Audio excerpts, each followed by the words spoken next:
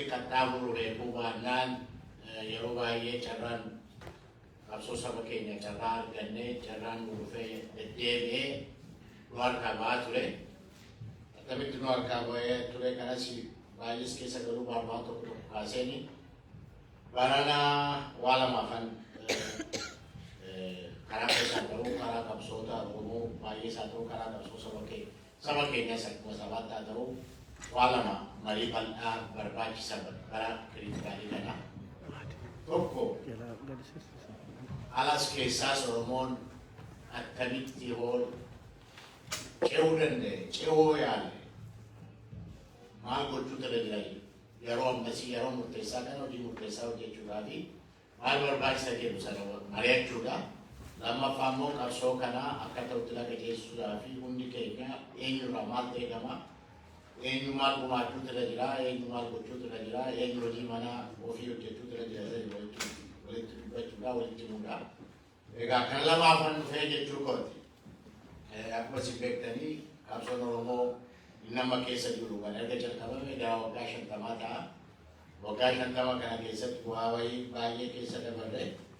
Bu'aa bahii kun egaa akkuma isin beektanii naannuma lafaa ka'u qabsoon Oromoo nama keessa jiru kuni Modern Oromoo Naashinaalizimiin nuti jennu kuni karaa kibbaa akkuma beektanii Jeneraal Waaqoo Guutufaa qabsoo sirna naftanyaa gubbaatti dhukaasuudhaan kan jalqabame karaa Baaleeti.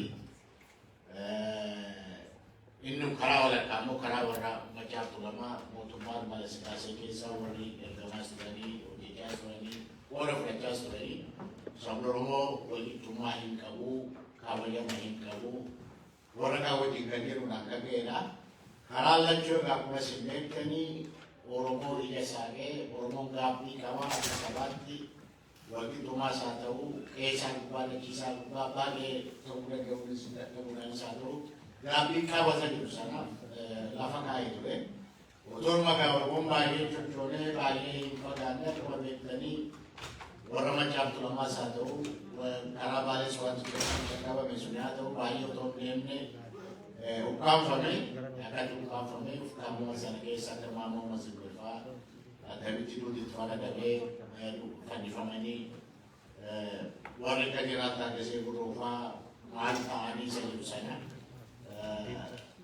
keessa deddeebinee yaadachuun nurra jira. Kana gaannaa kana yaadannu akkuma isin beektanidha.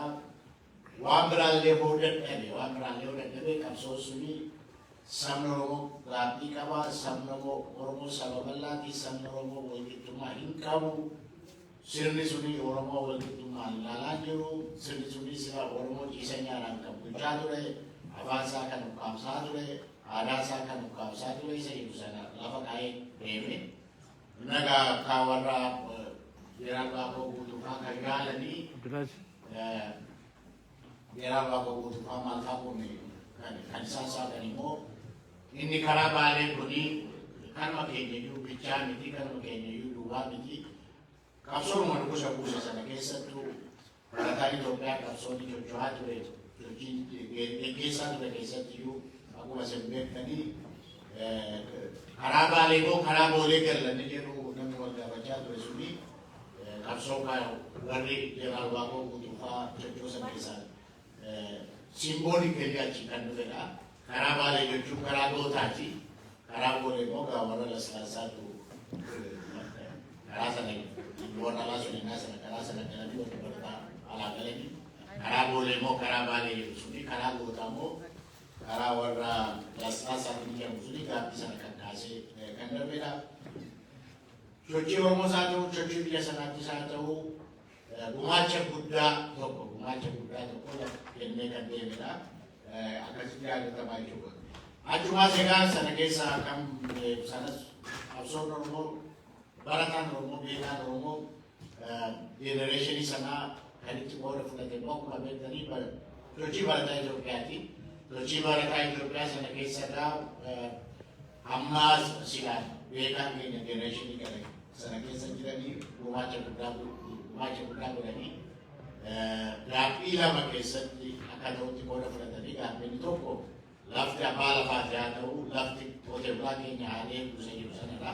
Inni lammaffaa immoo walqixxummaa sabaa isa jedhu sanadha. Walqixxummaa sabaa kana keessatti gumaacha guddaa warri naasana godhanii akkuma beektanii nuuf qabu malee gaabii lafaan malee waa uummata haalee malee qabsoon saba keenyaa lagachee dubbii siyaasaa walqixxummaa kana biyya sana keessatti sabni keenya qumatii isaatiin baay'ina isaatiin guddina isaatiin warra fudhachuu akka danda'utti hin hojjetamne deemuu hin dandeenye akkuma beektanii bukkeedhaa warri dhufanii ammas warri bukkeedhaa rakkisu bukkeedhaa warri dhufanii siyaasa innaa sana buusee sochii barataa Itoophiyaan buusee fudhatanii deemanii nuuboo warra sochii barataa Itoophiyaa sana galmaan ga'uudhaa qooda guddaa fudhatee roolii guddaa taphate immoo sinii duubatti harkiftuu dhalanii wiituun ajjeesuun fannisuun keessatti deemanii carraan dura biyya sanas jijjiiruu walqixxummaa saba keenyaas akka gonfannu gochuu lafti keenyas saba keenyaas saba isaatti deebi'uu suni amma dhimmaa ta'u malee duubatti deebi'ee carraan biyya sun akka biyyaatti jijjiiramtu walqixxummaan isa akka walqixxummaatti dhufuu danda'u suni caalaa sun badee akkuma beektan waggaa 17 dargii dhiigas dargaggoo biyya sanaa hunda caalammoo dhiiga dargaggoo Oromoos kan dabalatee gannaqaa ture. Sochiin sunis hatamee fudhatamee inni warri sana sochii sana immoo achi hin gaane saba keenya keessaas warri ba'anii warri qabsoo sana gumaacha guddaa godhanii fannifamanii du'anii ajjeefamu. Waan baay'eetti dhaga'e carraa sunis immoo dhalafamee hatamee hajaabbii ta'ee duraa fudhatamee innis carraasa guddaa tokkoffaa akka saba Oromootis akka biyya sanaattis carraan guddaan tokkoffaa nu darbe. Gaafa akkuma beektan inni lammaffaa isa 1991 inni immoo dhaabonni Oromoo sadii achitti sansinaa tokkodha irratti fudhataniiru. Innis biyya sana akkuma baay'ee keessan beektanitti galaana guddaatu garagale ture. Galaanni suni akkuma saba keenya fudhatee baay'ee deemuu kan danda'u ture. Sabni keenyas immoo addunyaan keenyuma durayyuu jedhee sirbaa ture. Sirbi sunis akkuma beektanii baay'ee turuu hin dandeenye. Warri gaara aangoo fudhatanii dhufan suni aangoo sana ofii isaaniitii monopoliidhaan qabachuu yaaluudhaanii naasara kan warri OLF faa qabsoon Oromoo isaan OLF godhamaa ture guutamee dhiibamee keessaa sana keessaa akka godhame inni sana keessaa ba'uun egaa akkuma beektanii gatii guddaa hundi keenya beeknu waggaa 27 fi waggatii guddaa kaffalchiisee carraan lammaffaa immoo biyya sana jijjiiruudhaa fi biyya sana guddisuudhaa fi biyya sana walqixxummaa biyya sanaa ijaaruudhaa fi kan yaalame sunis akkuma beektan ukkaanfamee waggaa 27 immoo sabni keenya dararamee dargaggoon Oromoo, qeerroon Oromoo, qarreen Oromoo waan adda ta'e addunyaa kana gubbaatti hojjetamuu kan danda'u hundumatti hojjetamaa ture. Kaffaltii dhiigaanis haa ta'u kaffaltii guddaa kaffalamee bara 27 jiraanne sana keessatti egaa eenyutu hidhamee eenyutu hiikamee eenyutu du'ee eenyutu fannifamee eenyutu kolaafamee eenyutu dararamee eenyutu dhiisee Oromoon kuma dhibbaan miliyoonaan kan lakkaa'amu yeroo tokkos haa ta'u yeroo biraas haa ta'u rakkoo baay'ee keessa darbee gatii guddaa kaffalee isas egaa akkuma beektanii isa carraan lammaffaas nu jalaa badee carraan sadaffaa immoo waggaa 3 fuuldura calqabame akkuma carraan sadaffaa suni hunda caala yeroo ammaa kana warri tokko waan biraa dubbatu warri qabsoo sana gara bitaatti fudhatanii deemanii nurraa fudhatanii deemanii hataniyyuu deeman jechuun danda'ama.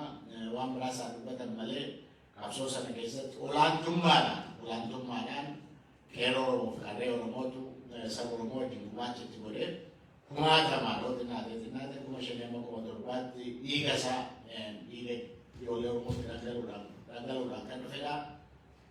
Sana booddees egaa waggaa sadan darbee waan kaffaltii guddaa nu kaffalchiise jijjiiramni kun dhufee jijjiiramni kunis immoo akkuma beektanii akka barbaanne deemaan turre bukkeetti haa ta'u dhaamis haa ta'u dallachuudhaanis haa ta'u warri immoo durii hatuu beekanis mirga namaa hatuu beekanis fudhachuu beekanis ukkaamsuu beekanis fudhatanii deemuudhaan waan waggaa sadan kana keessas abjuu saba keenyaa hawwii saba keenyaa akka barbaannetti hojiirra oolchuu hin dandeenyeef dhiiga ijoollee Oromootiin qabsoon dhufes immoo bukkeetti hatamee deemee gatii waggaa sadii kanas immoo gatii guddaa kaffallutti fufne maal kaffallee akkamitti kaffallee maal ta'ee hundi keenya yaa beeknu isa keessa bal'isee hin galu garuu kan galuu barbaadu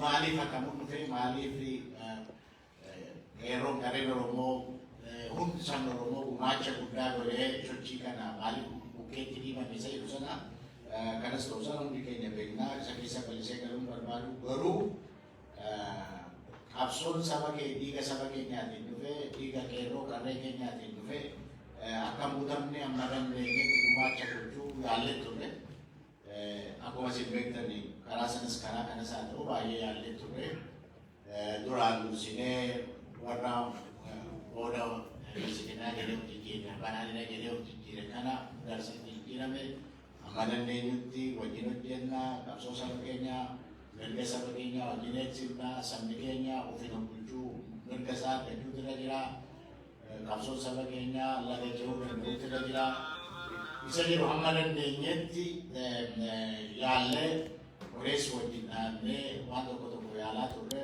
innis otoo lafaan kaa'anii yaalaa warri mootummaa fedhii ofii hawwii ofii qaban jala kaasanii kana booddee immoo sumas baay'ee dhageessan gara gaaddisa Oromoo yaalutti deemne gaaddisa Oromoo kan innaa yaadu qabsoon Oromoo bu'aa bahii maalii keessa galee maal ta'ee gumaacha maalii kennine bu'aa maalii arganne isa jiru hunda isaa yeroo fudhannee irra deddeebinee dubbannee irra deddeebinee wal gaafannee eenyu maal godhe isa jedhu sanas maalii fi qabsoon saba keenyaas karaa gubbaatti hafee karaa jidduu qabe isa jedhu sanas bal'ifnee haasofnee gara gaaddisa Oromoo isa jedhamu sanatti deemnee gaaddisa Oromoo akkuma isin beektanii akkuma yeroo tokko maaltu ture ulfoon ture miti naan yeroo baay'ee ulfa seetanaa ta'ee jedha ulfoon suni akka ulfoon ulfa seetanaa ta'e isinis beektu isa keessa galu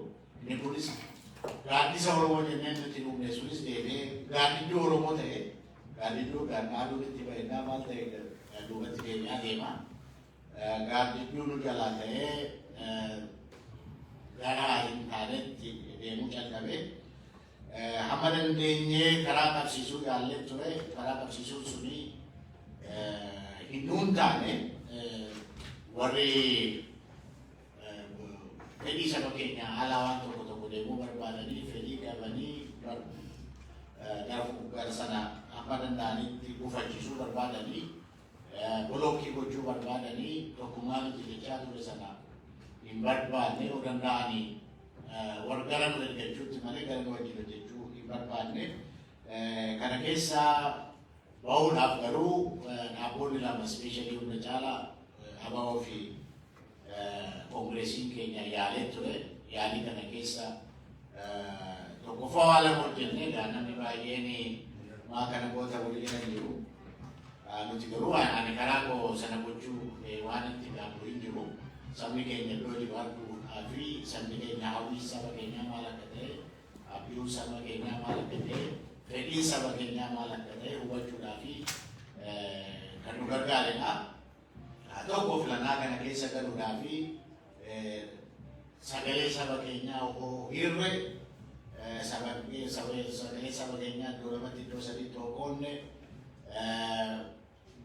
gatii guddaa nu kaffalchiisa jedhuudhaanii ABO wajjinii paartii kun lamaan walii mallatteesse gaaffii Oromoo gubbaatti hamma dandeenye gara fuulduraatti ibsannee akka gaaffii Oromoo deebi'u goona bichaa otoo hin taane filannaa sana keessa amma dandeenyetti tokko taane galuudhaafi kaandidoota keenya karaa lachuu gara 50 walitti fidnee hin galchinaadhaanii murteessine gaafa sana murteessinu mootummaan nu jalaa taarikii godhe nu jalaa ba'e nu jalaa wareene nuti lamaani lama taanee gallu oogalle malee nuti lamaan tokko taanee oogalle sabni keenyas tokko ta'ee nu filachuu danda'e akka warri aangoorra jiran aangoorra turuu dandeenye ijaa beekanii fi naasuudhaanii jibba ganee nurratti uumuu yaalanii nutis immoo naa kana goonu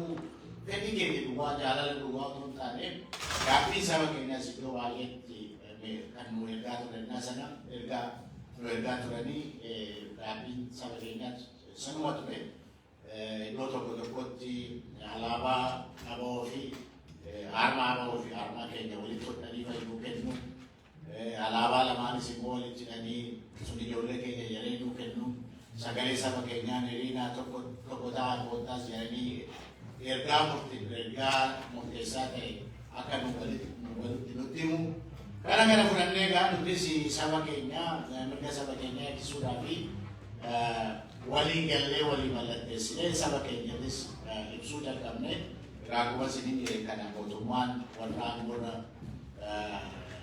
jijjiirama kana gaggeessaa jira warri jedhanii gara dhiibbaatti gara moggaatti baasuutti deemanii deebi'anii sayyuu bira darbanii nutu jijjiirama kana finnee nutu asiinsiin ga'ee isaalan yus nutu biyyatti galchee shamarradhaa yus nutu hiikee nuti kana sinii goone maal nu galateeffanneetti iyyuu deemanii akkuma isin beektan egaa eenyutu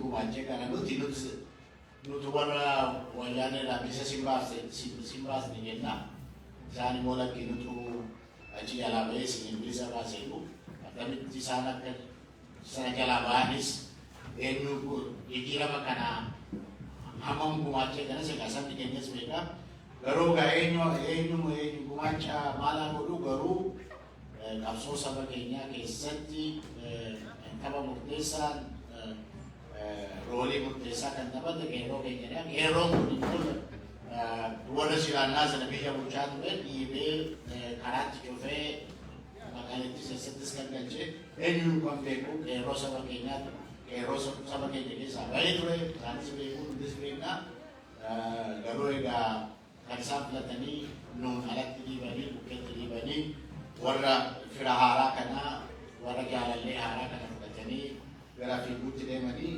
kanatu gargar nu baasee jechuudha. Egaa tokko maaliif kongireesii fi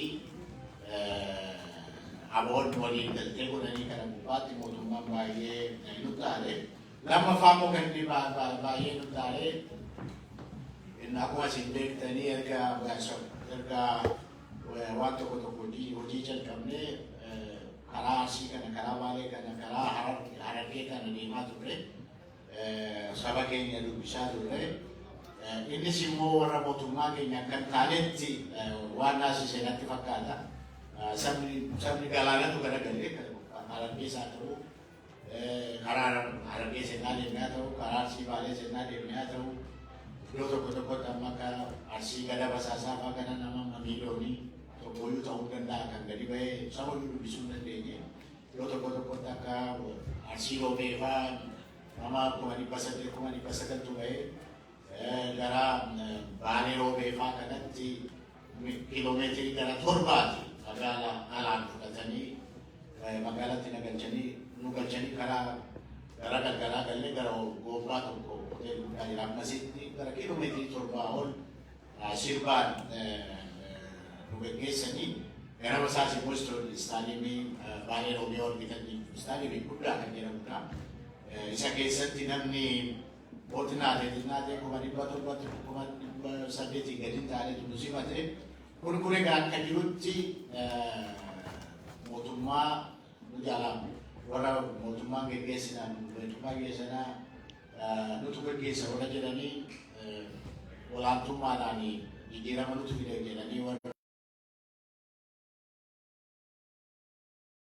sabni iddoo biraa akka jiru filannaan sun filmaatamu akka danda'amani sana bal'aan kana lamaanidha kan nuti mootummaan warri mootummaa amma jiru kana geggeessaa jiranii akka hin taanetti na'anii haalitii godhanii gubbaatti duuluu calqabanii otoo kanaan jirru immoo akkuma isin beektanii duuti caaluu dhufe duuta caaluu yaa'u karaa hunda Oromiyaa maratti nama wajjinaati nama kuma shantama ta'an akkuma baay'eedha.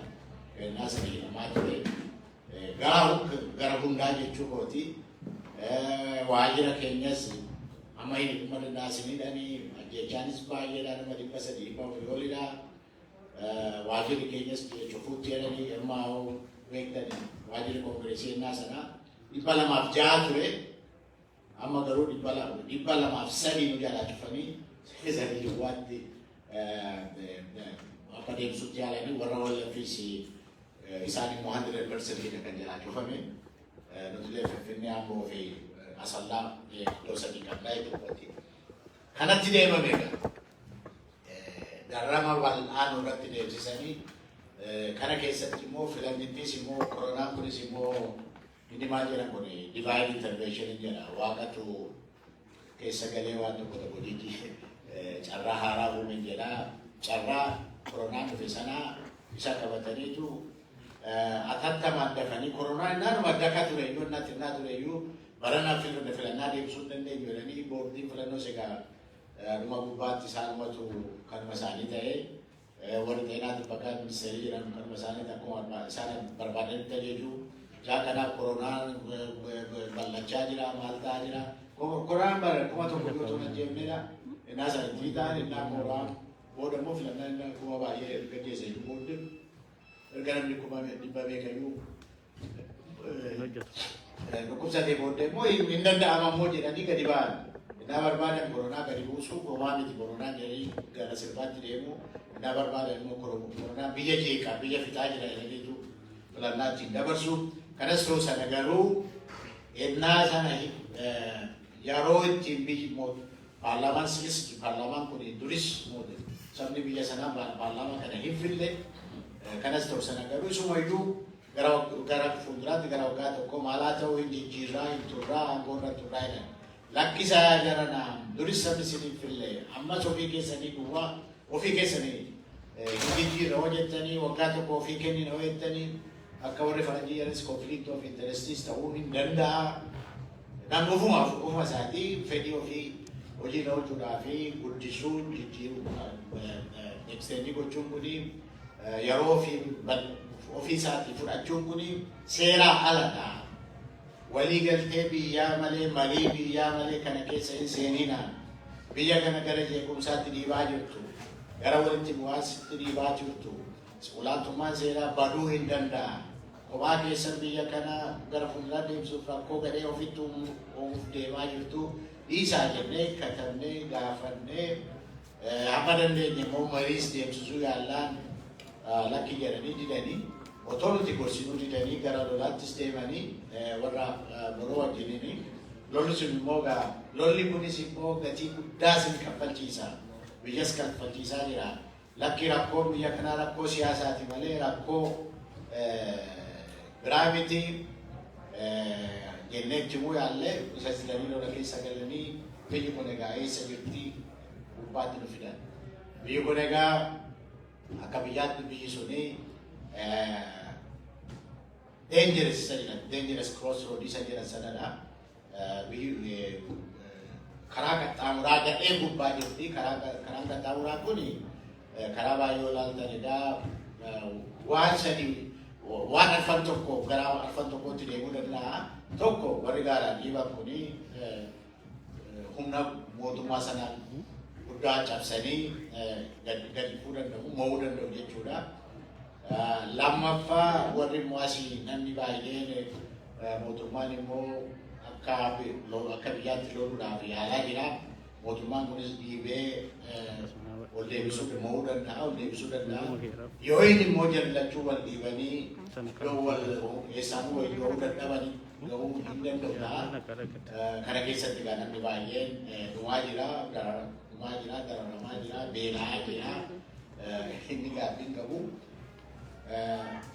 Sadaffaan immoo safaranjiin wal dadhabuu kan isteelmetti danda'a. Arfaffaan garuu biyyi sun diigamuus hin dandeessi. Biyyi sun diigamuus hin dandeessi. Biyyi sun humnaan ijaaramte, humnaan ammoo naatti jiraachaa turte. Seenaa biyya sanaa waggaa 3,000 haa ta'u, waggaa 150 haa ta'u, akka hin taanetti biyyi sun dararamu. Jeequmsa gadee keessa galaa jirti. Iddoo tokko tokkotti lolli sabaas akka hin taanetti deemaa jira. Akkas walitti bu'iinsa sabaas gara sanatti deemaa jira. Hoo beektan egaa seenaan biyya sanaa waggaa 3,000 ni jedhamu. Warra karaa warra Tigree fi warra Amaaraas haa ta'u, karaa warra Dimaantii kana fa'aa ta'u, seenaa biyya sanaa jalqabame kan jedhu dubartiin Nigist Saabaa jedhamti Israa'elii dhaqxee ilma Minilik jedhu deessee Minilik isa tokkoffaa jechuudha. Isaa wajjin immoo warri Israa'elii dhufanii biyya sana jiraachuu jalqabanii, biyya sana bulchuu jalqabanii warri kan jedhudha. Amma gaabiin sun amma maal ta'e warri Qimaan waggaa 3,000 saba Amaaraa wajjin jiraachaa turanii amma nutis walqixxummaan waggaa 3,000 jiraanne jeeqamaa turre, dararamaa turre, nuti walqixxummaa hin qabnu jedhanii warra mootummaa Amaaraa jedhu wajjin lola gadee keessa seenaniiru. Amma yeroo ji'a 7 fuuldura cilgaa kan jedhanii warri Qimaantii iddoo isaan jiraatan sana hoo xinnaate magaala gudditti wanti sana naannoo sana gara Amaaraa Liyyuu Haayilii oo Special Force jedhanii gara gaaraatti jijjiire. Marfii matalee seenanii gara waggaa 3,000 wajjin jiraan jedhanii gara sanatti jijjiirame. Sana booddee immoo warri Tigree sammaa Kiristaan Itoophiyaan ni jedhamu gara waggaa 2,000 wajjin jiraate. Aksipsiyoon, maalsiyoon warri jedhamu fi isinis beektu amma marfiidhaan waaqaan lafaan maalinaan reebamaa ture. Innis jechuu kooti. Amma akka hin taanetti egaa inni Oromoon inni karaa Sumaalee, inni karaa Beenishaangul, inni karaa Gambeellaa deemaa jiru. Innis amma karaa baay'ee rakkoo bal'aatu uumamaa jira. Oromiyaa malatti rakkoon bal'aan uumamaa jira. Namnis hidhamaa jira. Duutis akka taanetti itti fufeetu jira iddoo baay'eetti. Biyyi sun akkuma biyyaattuu egaa biyya taanee itti fufti moo itti fuftu inni jedhamudha. Gaafatamaa jiru. Warrumti mootummaa wajjin dhaabbatan iyyuu akka madiina kanatti akka addunyaan ofii isaanii duwwaa otoo hin taane addunyaanis maaltu biyya sanatti ta'aa jira. Biyyi suni mootummaan biyya sanaa biyya bulchuu dadhabee akka hin taanetti sabni dhumaa jira, dararamaa jira, beela'aa jira, ajjeefamaa jira. Isa jedhu amma pirezidantii keessanii Ameerikaatii qabee amma biyya baay'eetti wanti kun akka bal'aatiin ilaalamaa jira. Kana gubbaa keenya irraa jechuu kooti. Qabsoon Oromoos kana keessatti egaa qooda isaa fudhachaa jira. Amma humna keenya, amma beekumsa keenya, amma dandeettii keenya qabsoo kana keessatti qooda fudhachaa jira. Sabni keenya ofiin bulchuu danda'utti mirga isaa gonfachuu danda'utti amma bilisa bo'utti qabsoo kun itti hafuuf jennee amma humna keenya haalaa jira. Kana keessa eessa jirra dhuma gubbaa hoo jettani finishing laayinii sadan kana gubbaa jirra. Biyyi sun siyaasni biyya sanaa finishing laayinii gubbaa ga'eera. Finishing laayinii kana gaa'ee akkuma beektan akka ta'utti xumurre malee 1974 naannoo dhufti bu'uun bira darbee deemeera. Karaa gatii waggaa 17 kaffalaa turre. Darbii jalatti warreenaa sana turre gatii kaffallee akkatti kaffallee hin beeknaa. Deebee immoo naatii beellafiinaan gotti ba'u waggaa 1991 ammas carraan lammaffaa argamee biyya sana jijjiiruudhaa fi carraan sunis deemee gatii waggaa 27 kaffalamaa ture beekamaadha. Sadaffaa immoo jijjiirama kana dhiiga ijoollee Oromootiin kan dhufe suni akkasumatti dhiibamee bukkeetti darbatamee waan waggaa sadan darbe dhufaa turesinis beektu amma ni gaaf tokko TV ni ilaala ture televezyiinii Itoophiyaa bira nuti dhaabbii 52 dhaabbii biyya sanaa 52 dha filannaa keessa garuu kan ture 52 sana keessa dhaabbii lama duwwaan dhufii OLF dha kan dhiibamee bahee warri silaa mootummaatti maxxananii mootummaatti hirkatanii mootummaa walii galanii akka Biraanuu Naggaafaa filannaa kana fitatanii nu filannaa sana gubbaatti fitachuu duwwaa miti gaafa fitatan Finfinnee keessatti walitti qabamanii daansii Biraanuu Naggaafaa dandasaa tura sana olaaltanii dhiiga ijoollee Oromoo gubbaatti waan dandasaa jiran natti fakkaatee anumtuu natti kaa'amee ture jechuudha. Dhiiga ijoollee Oromoo gubbaa qabsoo kana jijjiirama kana abbaan fee karaa fee haa hiikuu warri aangoorra jiras karaa fee haa hiikanii dhiiga qarree fi qeerroo Oromootiin dhiiga jijjiirama dhufedha. Jijjiirama kan hatuu bichaa otoo hin taane gara biraatti dhiibuu bichaa otoo hin taane itti abboomuu duwwaa otoo hin taane dhiibamnee baanee ofii isaaniitii abbaa qabsoo abbaa jijjiiramaa abbaa kana ta'utti deemame egaa kanaafuu finishing laayinii yeroo arfaffaa carraan dhufu kuni yeroo arfaffaa carraan dhufu kuni ammas akka hin taanetti hubachuu dadhabuudhaan tokkummaa keenya eeguu dadhabuudhaan siyaasni biyya sanaa deemaa jiru akka ta'utti arguu dadhabuudhaan akka nu biran darbine yeroon kuni yeroo murteessaa yeroon kuni yeroo murteessaadha. Sabni Oromoo biyya jiru ala jiru eessa jiru amma humna isaatti amma beekumsa isaatti finishing laayinii kana gubbaatti mana fudhachuuti jira. Qabsoon kun ammas yeroo arfaffaa bukkeetti dhiibamne darbatamne akka qoosaatti akka nu bira darbine kana bal'ifnee mari'achuun nurra jira, bal'ifnee hubachuun nurra jira. Kana gubbaatti kana sinitti barbaadu qaanii kana bira qaanii kana jala baasuudhaaf finishing laayinii kana akka ta'utti fixuudhaaf waan sadii gubbaatti walii galuu danda'u nurra jira. Waan sadii hubannee deemuu nurra jira. Waan sadii akka ta'utti ilaallee gumaacha gochuu dandeenyu qabsoo kanaaf gumaachuu nurra jira. Waan sadan kun maal inni tokkummaa saba keenyaa deddeebi'ee kan waan dubbatan ta'uudha. Tokkummaa saba keenyaa gubbaatti hamma beekumsa keenyaatti hamma dandeettii keenyaatti gumaachuu nurra jira.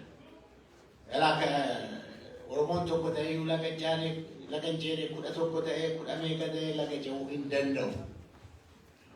Lagaan isaa ta'uu maalii isaa ta'uu hubachuu danda'uun isaa ta'uu wallaaluun isaa ta'uu kana gubbaatti akka qoosaatti inni qabsoo waggaa 50 gumaacha guddaa goone itti dararamne itti hidhamne itti reebamne biyyoon beekaan Oromoo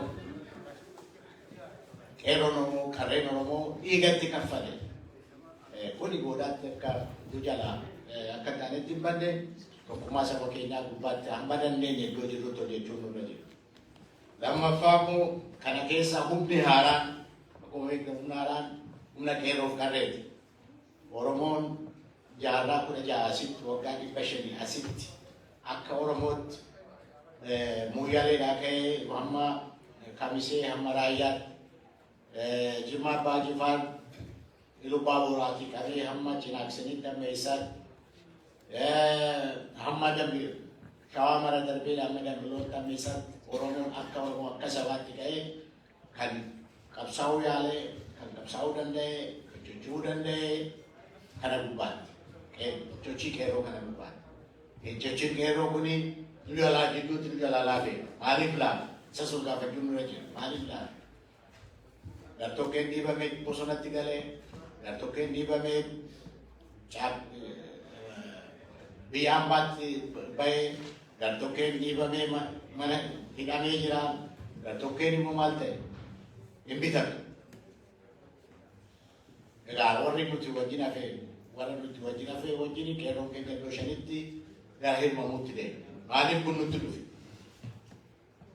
attamitti qeerroo keenya qabachuu danda'amne attamitti beekaa keenya qabachuu danda'amne isa jiru kana akka ta'utti tintallee akka ta'utti mari'annee akka ta'utti waliigallee inni alaas inni keessaa hojjechuun nurra jiru.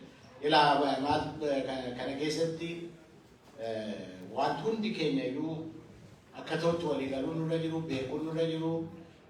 Hamma dandeenyetti saba Oromoo beekaa Oromoo jedhamu qeerroo Oromoo jedhamu nama baay'ee garaarraa maannoo sodaarraa bilisa baafne yoo baay'eetti san jedhu kanuma garaarraa garuu bilisa hin baafne garaarraa bilisa hin baafne bilisignaan nama attamiiti kan inni namni duratti bobbaasee saba Oromoo gubbaatti bobbaasee qabsoo Oromoo gubbaatti bobbaasee eenyu dubbachiisaa akka jiru beektu. Dura yeroo darbimaatu ture seetanii afaan haalaan uumamaa ture. Dura kan uumame wazaadar isa jedhanidha. Warra faabrikaa keessa maal keessa hojjetanii bulan wazaadar jedhamee afaan haalaan uumame naasan. Giizii ta'e iddoo ta'e fidanii. Achumaa immoo maaltu uumame? Aarsoo addar isa jedhudha. Qotee bulaa afaan qotee bulaa uumame. Qotee bulaa uumame warra qotee bulaa jechuudha. Achitti taanee nuti uumame. Arbitoo addar isa jedhan. Warra horsiisee bulaa dur zallaa jedhamu turan. Iddoo tokko taa'anii asii achi deemu maqaan fooyyee qabu arbitoo addar jedhamee baheef. Amma immoo warri bilisignaa maal duratti bobbaasan warra awurtoo addar odeessee bulaa odeessaa bulaa warri odeessaa bulaa kun maayinni tokkoffaa waan jedhes hin beekan. Amma erguma nasu wala gubbaatti waan xiyyeeffatanii dubbatu tokko yeroo 2007 karaa Jimmaa Lubaaborii kanannaa kampeeniin adeemnu akkuma isin beektan karaa sana warri beektan caakkaa guddaatu jira Jimmaa fi Lubaaborii jidduu. Caakkaa sana keessa galjeessan baay'atee kan jiru. Innaa qisqasaa karaa sana deemnu gurbaanni sila laadus fikiran dubbachaa jiru suni iyyaanuma deemu. Kongireesii filadhaa jechaa deemu. Inni bira jiru immoo caakkaadha bari dalgeessa malee umtuu jiru jedhaa.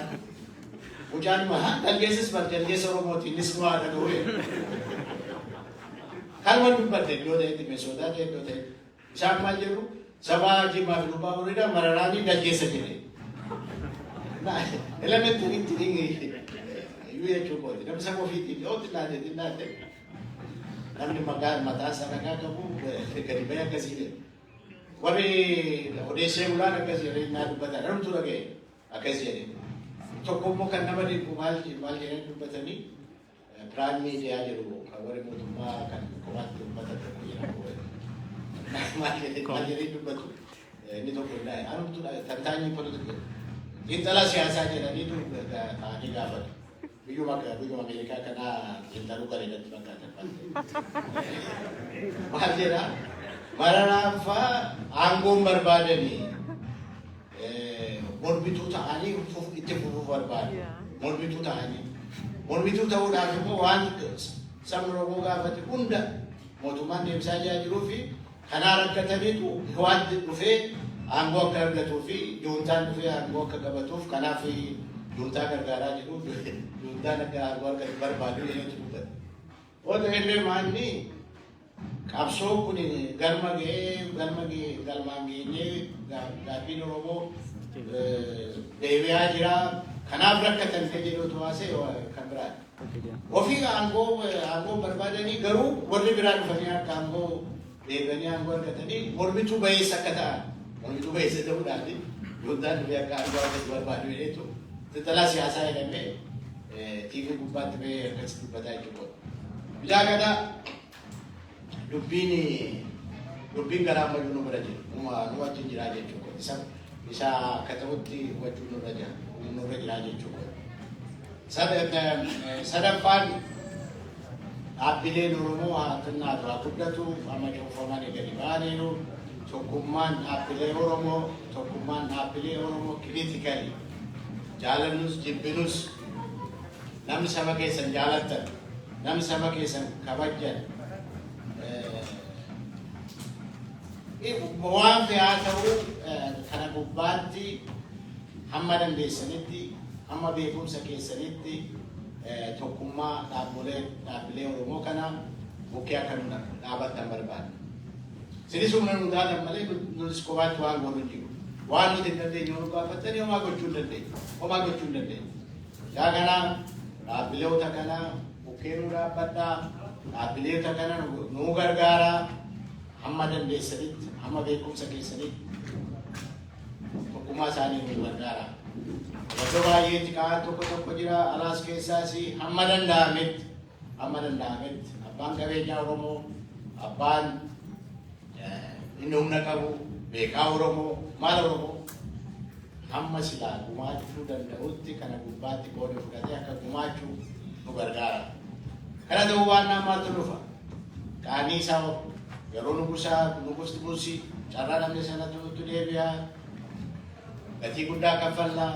Yeroo Hiwaat aangoo qabatte 1991 akkatti darbatamnee dhiibamnee baane jira. Deebee dhufaa. Yeroo jijjiiramni fukkuna gumaacha nuti goonee maal goonee akkatti jijjiiramni dhufe beekamaadha. Duubatti deebi'ee gatii nuti waggaa 3 kaffalaa turre beekamaadha. Yeroo arfaffaa gatiin taanee kaffaluu beeksisa.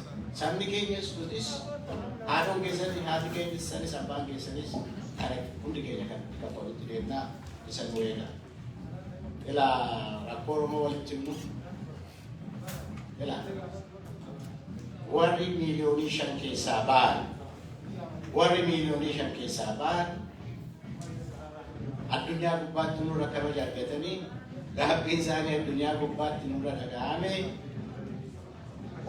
isa isaan argatan sana mee Oromoo miiliyoonii 50 hin argatu.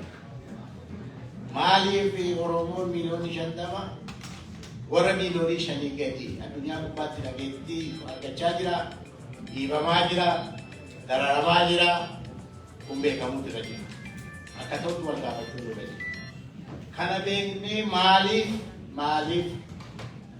warri miiliyoonii 5 nu bira darbanii iddoo akkasii naa ga'anii nuti inni miiliyoonii 50 hamma yoomitti ergamtuu ta'an garaadhaanis haa ta'u waan biraanis haa ta'u humnaanis haa ta'u hamma yoomitti ergamtuu ta'an hamma yoomitti dararan hamma yoomitti hidhamna isa jedhu wal gaafachuu danda'u nurra jira. Achii ka'uutu irra jiraa jechuudha. Dubartii wayii funyee jedhu tiyaatirii hojjettu warri kaanoo kunoo yeroo lammaffaa mo'anii dhufaa jiru maali warri Oromoo maaliin moone yoommaa Oromoon isa jetteetu tiyaatirii naashii hojjettu wayii yoom immoo Oromoo kana keessaa ba'uudhaa fi qaanii kana keessaa ba'uudhaa fi wanti nuti qabnu humni nuti qabnu dandeettii nuti qabnu isan siniin jedhe kana tokkummaa keenya karaa qeerroo haa ta'u karaa dhaabbilee Oromoo haa ta'u karaa saba Oromoo haa ta'u kana gubbaatti karaa kana deemnaa karaa mala qaxxaamuraa kanatu dhufaa maaltu dhufaa sadiiru sana waan ta'uu miti. Kana gubbaatti wal mareennee akka ta'utti wal maree deemuun nurra jira.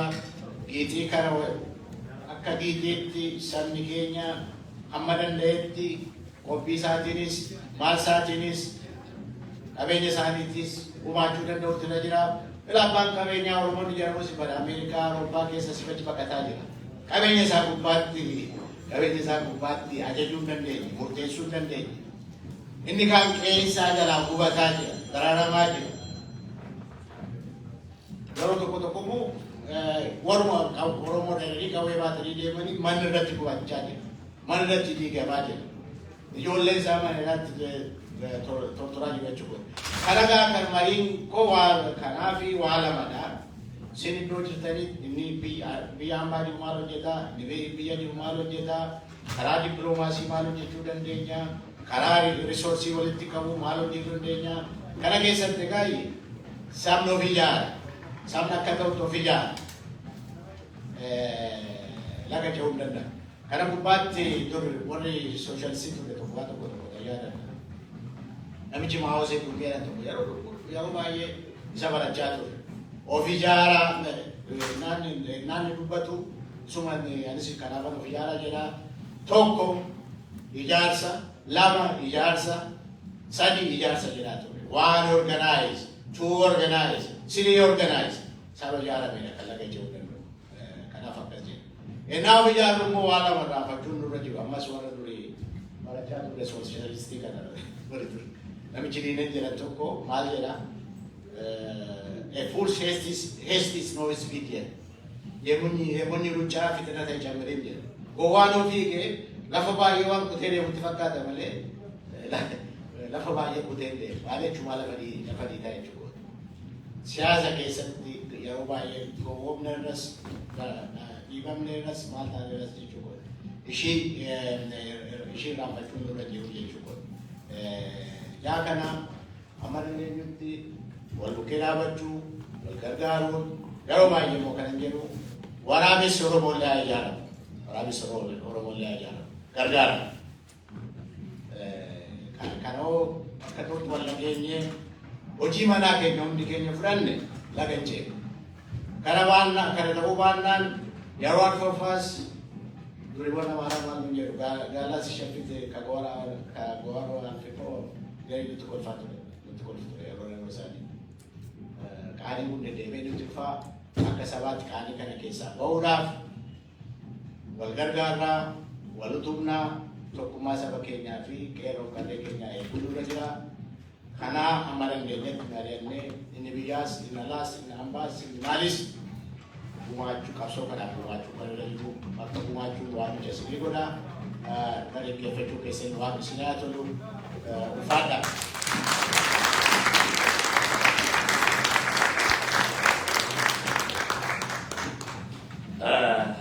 Galatooma meerra deebi'aa Profeesar Maraanaa Ahmad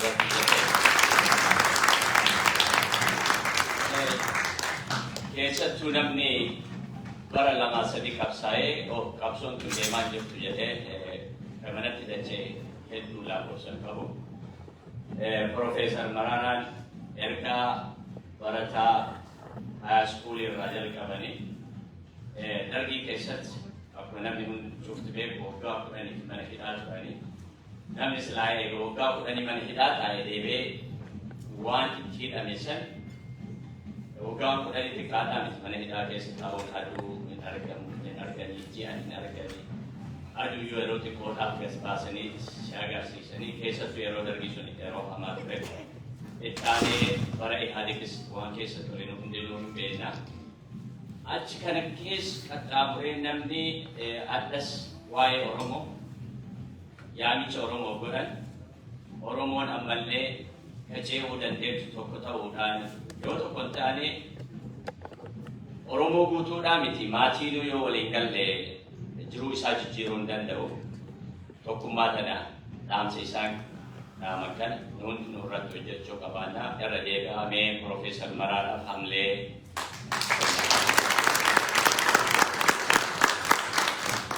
galatooma marii keenya itti fufaa kitaabni kun kitaaba Profeesar Maraaraan barraa'e kun afaan Amaaraati kun ammoo afaan Oromooti lachuu keessaa akka dubbisuu dandeettan maali dhaamsi isaa tokkuma namni afaan Oromoo dubbisuu akka gaarii hin dandeenye yoo Amaariif waan dubbisuudhaaf salphatu taate yookaan bittaniitu warroota agartee waa'ee Oromoo kana akka birootti ilaalu.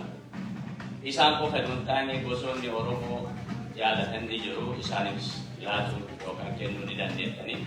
Kitaabni kun qarshii 20 qofaan gurgurama. Isaa akka bitattan asumaan affeera. Kanatti taasisuudhaan qabsoo Oromoo eessaa kaatee akka eessa geette adammoo eessa akka irra jirtu Profeesar Maraaraan qaxxaamura irra jirti jedhe anammoo qilee irra jirti jedha. Itiyoophiyaan sun qilee irra jirti. Asiin dura atiin Abrahaam Malkaati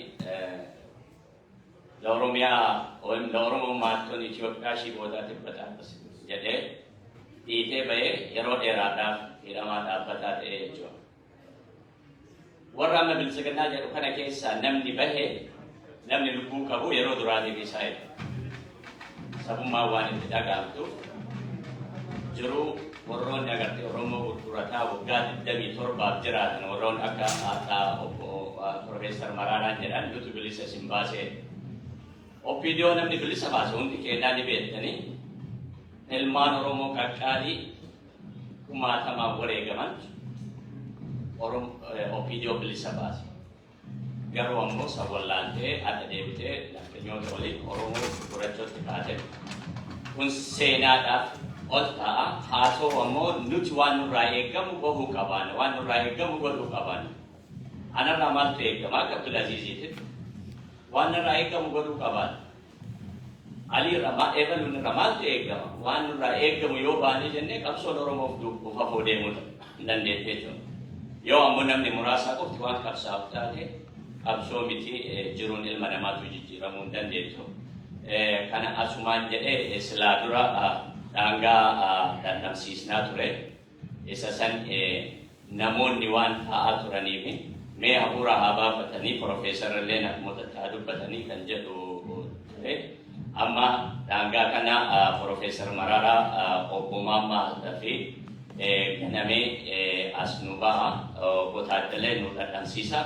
Eegas immoo mariin keenya itti fufaa jechuudha. Bakka kana haga sa'aatii 7 ni qabna. Namni salaata as bira bakka hin qabna. Gama kanaan illee qabna. Dubartoonni garan salaatuu ni dandeettanii. Korema koraadhaan nama muraasaan salaata adeemuun ni danda'ama. Garuu ammoo dura salaatatti dunkaane dhandhamsiifnee nyaata kana salaatallee nyaanni yoo qophaa'ee jedhe nyaata dursa jedhu akka shari'aatti illee nyaata kana eegala dhandhamsiifnee booda gara salaatatti salaannee okkuma keenya deebinaa jechuudha. Kagaafii qabuufillee yaada qabuufillee yeroo bal'aa waan qabnuuf ulfaataa galatoomaa gara obbo Maammaas nu bara. Buna qalaallee ni qabna. Aadaa Booranaa hanga Oromoo. Asitti ammoo micciirraa jira. Micciirraa jenna. Naannoo garagaritti ammoo cuuffoo jedhu. Inni kun kabajaa qabaa jechuudha. Inni kun kan godhamu keessummaa kabajaa qabduufi akkasuma bunni qalaan kun illee seenaa guddaa qabaa jechuudha. Booranaa keessatti isas nu dhiyeessu agasiif nuuf olchaa daraaraa dhandhamsiisnee walitti deebinaa ulfaadha.